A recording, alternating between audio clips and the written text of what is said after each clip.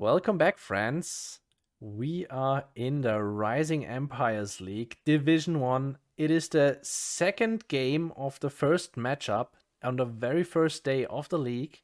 We see Team Gallery in the Chinese and the HRE versus Team HotDogIsn'tASandwhich. Yes. And it's Salami and Core on China and on the Rus. We're on Baltic, so let's see how this water battle is going to go. Of course, Baltic has some fun little strategies where only one person goes on the water and the second person actually tries to deny everything the other team is trying to do. We see the prime water sieves all assembled here. We see the Rus, we see double China, of course, with the supervised lumber chopping, and we see the HRE.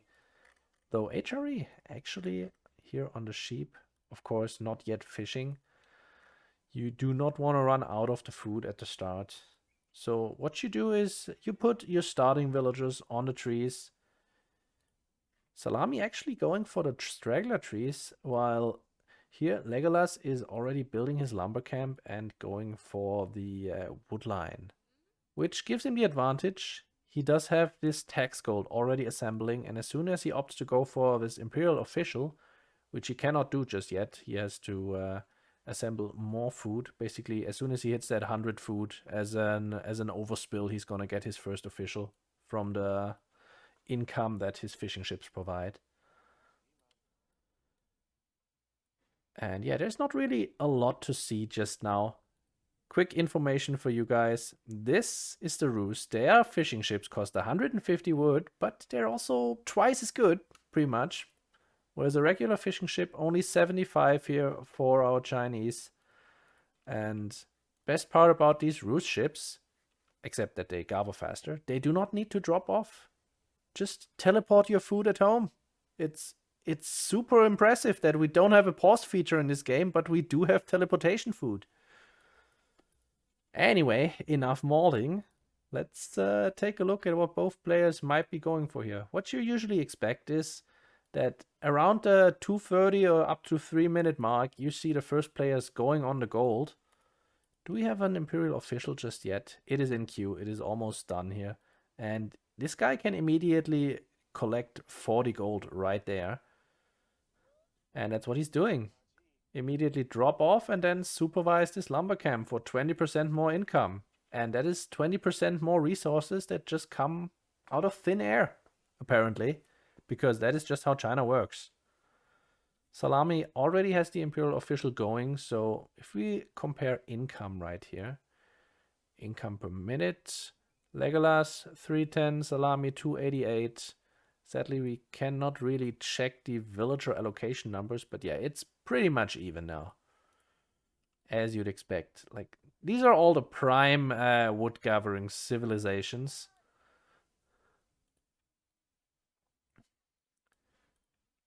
And we're going to see the first few age-ups coming up very soon, and I'll fully expect to see second docks coming out as well, because you really need a second dock as soon as you hit feudal age to pump out those warships. Rus has a unique advantage in that situation, because as soon as they hit feudal age, all of their fishing ships can be converted to warships for a fee. This is basically, is it the same cost that you pay at the dock? It's 120 food, 75 wood, 30 gold. And it is a 120 food, 200 wood, and 30 gold. So you save a little bit on the wood. Second dock is coming out right now. We do not see a second dock for Salami just yet. No second docks. Yeah, there it is. Second dock for Legolas also coming up. And take a look at the resources right now. Legolas can go up. We see the Imperial Academy, and he's opting to go for a lot of villagers on it. Usually, in a normal China matchup, if you see the Academy being dropped, you see it being dropped with one villager. But on water maps, that is different. As soon as you can age up, you want to be the one to age up fastest, because then you can get the first warship out immediately. And if you just hit that sweet, sweet timing where your opponent isn't feudal yet, or just hit feudal age, doesn't have any... Oh, ho, ho, ho, do you see what I'm seeing? Let's finish that thought already. if your opponent doesn't have any military on the water, you can basically wreck his fishing eco before he can get going. But I don't think that's what we're gonna see here. Because Legolas is now up, but we see no H-up for Salami, but we do see an H-up for Core. Kremlin is almost up, and I fully expect to see all of these being converted in just a moment. Salami is doing interesting shenanigans with his transport ship. He does have his scout over here, so what's he gonna do? These guys. Oh, it's a Barbican drop. It's a Barbican drop on the wood line. Beautiful. And by that I mean absolutely disgusting, but Legolas scouted it out. But these are a lot of villagers. It is not out of range. The Warjunk can just barely hit the first villager. And these guys, no, they're trying to burn the landmark itself. That's never gonna happen. And yeah, this Barbican is going up. So basically, this woodline is now completely gone for Legolas. He needs to leave and go for his other woodline. And that was a very nice play by Salami.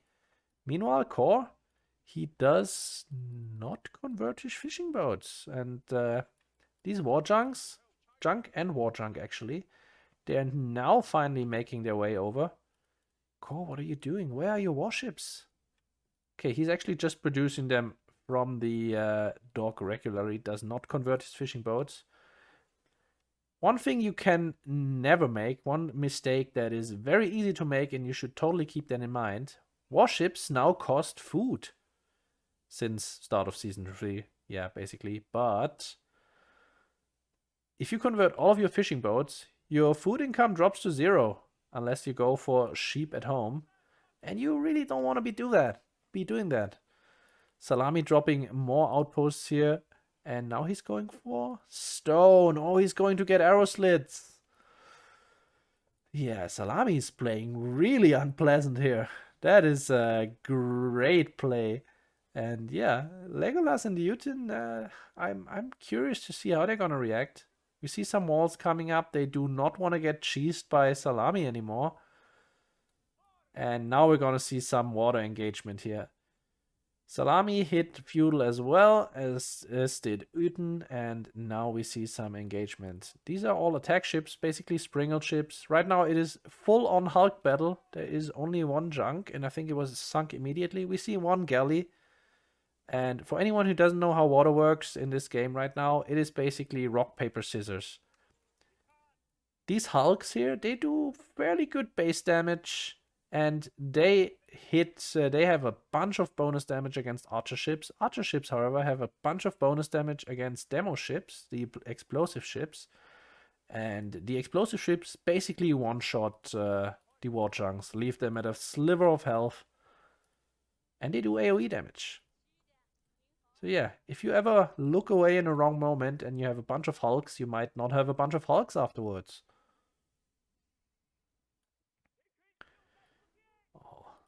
Oh, look at that hunting cabin. Beautiful. 37 gold just for free. Nice trickle. And Salami is also building his dock right next to Legolas's. And he does have that slit, those dock emplacements. And if Legolas doesn't realize this, he's going to lose a lot of fishing boats right here. Here comes the engagement. We do not see an explosive junk or any demo ships just yet. This is just purely archer ships and hulks. And right now it looks like Core and Salami are winning this fairly convincingly. HRE brought fishing boats with them. Oh, that's 36 food you're never gonna get back if Core tries to snipe it. Yeah, but Core is so much. Oh, no, look at this connection. No! Bam, 2 go down. And no demo ships for the other side just yet. This dock is still doing work. We see another fishing boat go down. And Legolas has to pull back. Core is pushing in with his Mars. Has 2 more coming here. We see some more production. We see full Hulk production here. We see actually only Hulk production out of Team Gallery here. And what do we see from the other side? We already see a demo ship. We see Salami going back to fishing, thinking that is one already. It's a done deal. And Core is going triple dock with Hulks. Yeah, this is looking very, very grim for Legolas and Newton. Of course, that Barbican wasting time at the start. Legolas is distracted, does not immediately go for the fishing echo, even with his superior timing, and Kor has enough time to get out his mass on the water. And now it's looking really, really bad. Let's take a look at the income. I'm expecting to see a very big difference. Yeah, look at Kor's food income here. And Salami also much, much better than either of player one. And Kor's also popping off with that wood. Yeah, this is looking very, very grim. We see the demo ship right here. It's moving in, it's moving in. It's gonna be noticed. It is noticed, and there is one archer ship. Yeah, does not connect. Oh, it did actually connect. Feels bad moment. Just on the outer edge. But, I mean, at this point, does it really matter? There is no demo ships being queued. Just one archer ship. I don't know why you would queue an archer ship into this mass of just hulks, hulks, and more hulks. And we see fishing boats being queued again, because at this point, Team Hot Dog has won the water, and there is not really a lot that Legolas and Newton can do about it.